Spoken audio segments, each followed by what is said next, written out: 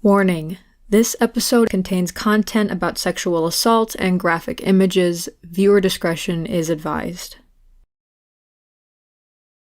In 1983, the heart of the United States was not so kind to a young girl, a nameless girl who has remained unidentified for over 3 decades. Investigators who followed the case dubbed her Hope, in optimism that someday justice would be found, but still, to this day, she remains nameless.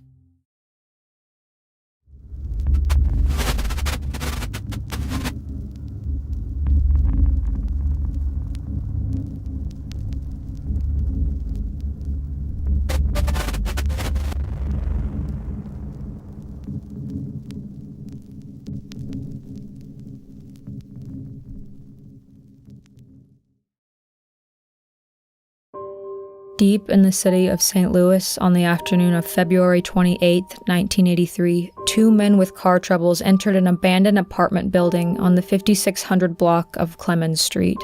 Looking for a pipe to repair their car, they wandered down to the basement and into the furnace room, but, due to the darkness, couldn't see anything. One of the men lit his cigarette lighter, only to be met with a gruesome and tragic sight: the headless body of an African-American girl. Immediately, the men fled the building and contacted authorities. Just minutes after the call came in, St. Louis police officers and detectives were on the scene. At first, they speculated that this was the body of a homeless woman or a prostitute, but upon turning the body over, they discovered that this wasn't a grown woman, but a young child. Though the body had been there for 3 to 5 days and there was mold growing in the neck wound, the cold conditions of the basement kept her well preserved, but the information the body offered was only tragic. The photo you are about to see doesn't show everything, but it is the only picture of the body on the internet that I could find, so just a forewarning. The young girl was naked, save for a long-sleeved yellow V-neck sweater that had a tag removed but was in like-new condition. The only other piece of evidence was a white and red nylon rope that bound her hands behind her back. At first, police weren't sure if a sexual assault had taken place, but over time, several credible sources have claimed that a sexual assault did occur. An exact cause of death couldn't be determined, but several sources claim she was strangled and was decapitated post-mortem with a long, sharp-bladed knife, something like a carving knife, as the cut was clean. There were no other signs of abuse or prior abuse and no distinctive marks on the body. The girl was between 8 and 11 years old, but tall for her age at 4 foot 10 inches to 5 foot 5 inches in height. With nails painted in 2 coats of red nail polish, there was no other distinctive marking that might give police a clue as to her identity. However, later, the coroner discovered the girl had spina bifida occulta, the mildest form of the disease where the outer vertebrae does not completely close, but the spinal cord does not protrude. It is possible the girl had this condition and didn't have any outward symptoms. Police could only collect DNA samples, fingerprints, and footprints. Dental records were not possible with the head missing. Investigators immediately set out on an extensive 16-block search for the missing head, but to no avail. There was no other trace of evidence either. However, police realized that they were not looking at the scene of the crime. Based on the blood marks, which was just one smear on the wall, police determined this horrific murder had occurred elsewhere. The killer merely used the abandoned building as a dumping ground. It was only by a stroke of luck the girl was found so recent to her death, as the area wasn't close to any major roadways. Authorities believed they were dealing with someone who was familiar with the area. After coming up empty-handed at the scene, detectives scoured the local school registrars looking for any missing children who matched the description of Little Hope Doe. After some time, though, police accounted for all children in the area and no local missing persons report matched her either. The more time that passed without anyone coming forward, the more authorities believed the little girl wasn't from St. Louis. Over the course of the next several months, leads were scarce, but police sought every one of them to their end. Just 2 months after Hope's body was discovered, a woman came into police headquarters, panicked, claiming the murderer of the young girl had invited her into his apartment where he showed her a machete and a human skull. Police tracked down the man only to find the machete was a flimsy novelty weapon incapable of actually decapitating anyone, and the skull was given to him from a high school teacher out of California. Then, a police officer cleaning out a storage shed on St. Charles Rock Road found a skull inside. The man who owned the shed and the skull, Danny Davis, claimed that the skull had belonged to a young Native American woman who was killed by a tomahawk.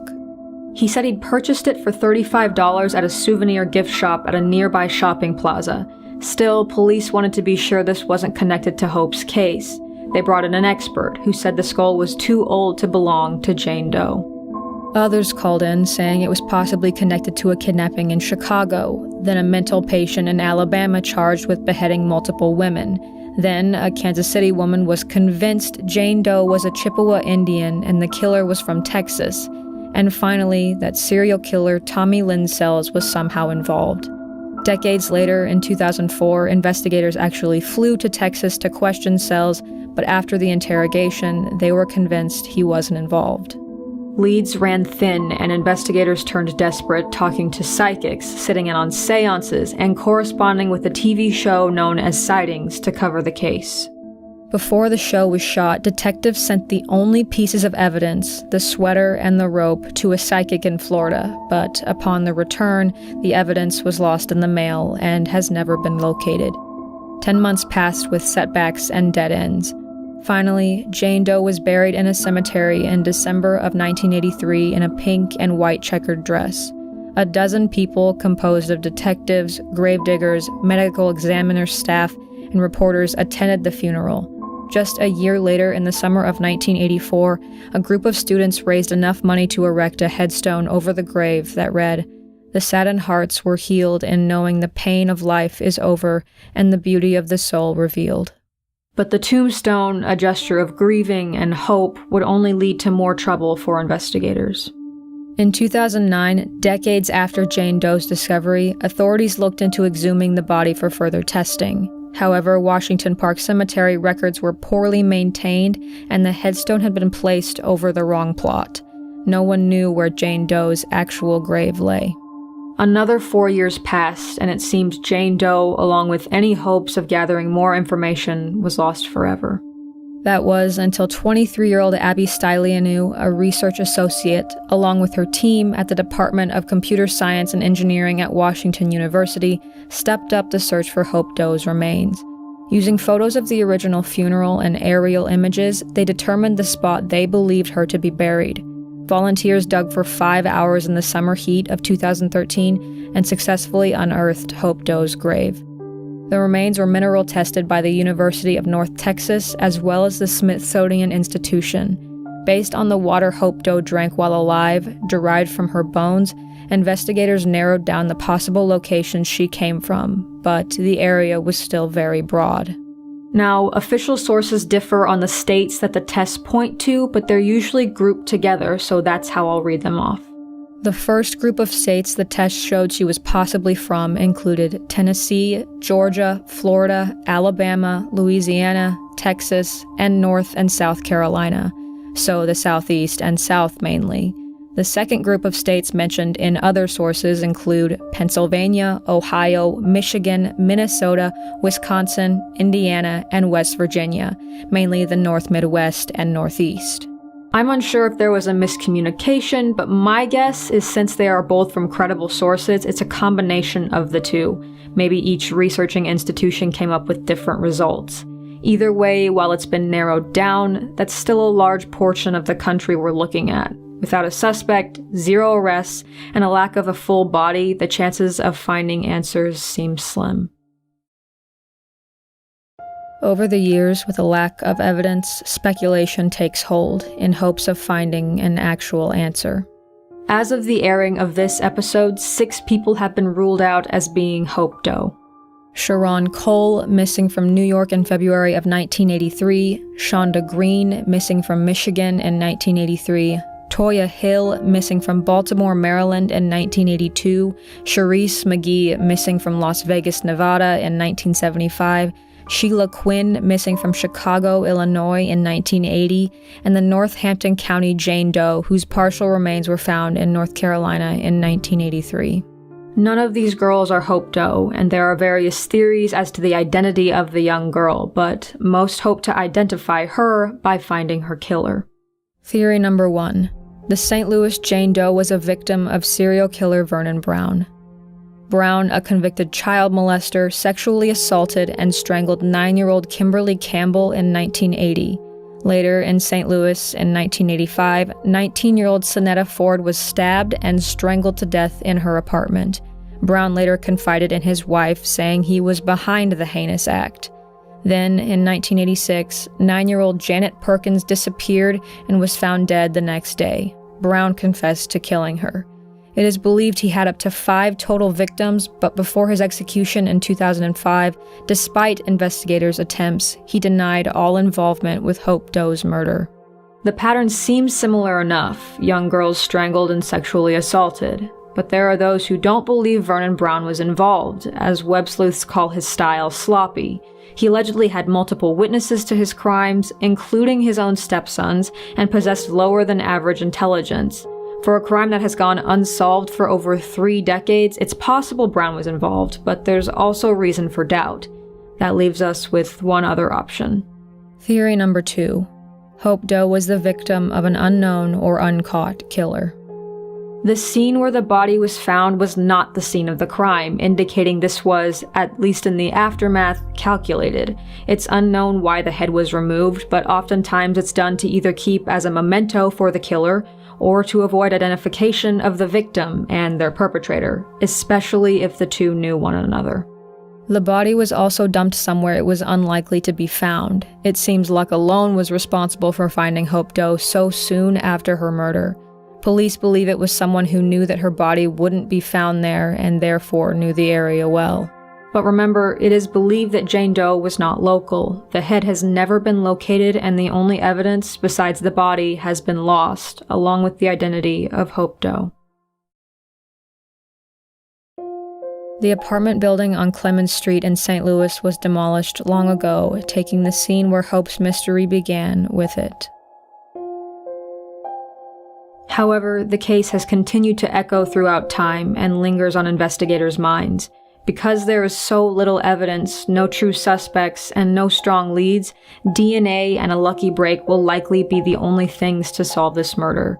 Still, there are those who keep the case alive. On February 8, 2014, in Calvary Cemetery, St. Louis, a funeral was held for Hope Doe, a much different scene from the original funeral 3 decades earlier. Over 50 people, many of them strangers, turned up for the chapel service and at the burial grounds, where there was also a choir and bagpipe players. Hope's remains were again buried in a donated casket with donated flowers and a donated plot, the kindness of those who sympathized with a child who perished at the hands of a monster yet to be brought to justice. Though she lies in the Garden of Innocence, and though precious hope is on her grave, it is not her real name, and she remains nameless. If you have any information on the identity of Hope Doe or the circumstances of her death, you can contact the St. Louis Police Department at 1-314-444-5822, or you can contact the St. Louis City Medical Examiner's Office at 1-314-622-4971. There are other numbers as well in the description to help those with information reach the proper authorities. Thanks to the law enforcement officers past and present, as well as independent researchers continuing to investigate the case and keep it alive. Special thanks to the Patreon family. The names you see on screen are just some of the people who financially contribute to this channel. Whether they are passionate about cases like Hope Doe's or the other dark content on this channel, their support cannot be overstated. If you are interested in supporting the channel, information is in the description, but even if you only continue to support by watching, thank you. Thank you for giving Hope Doe, aka the St. Louis Jane Doe, a moment of your time, and no matter what you choose to believe or what you speculate, I ask you only for respect in the comments below, as always. Thank you for watching the video. Exposure to these cases is highly important, and to those of you who support this channel by watching, contributing, or buying merchandise, thank you. If you want to see other unsolved cases or dark content, be sure to subscribe to this channel. Stay safe, friends, and have a good night.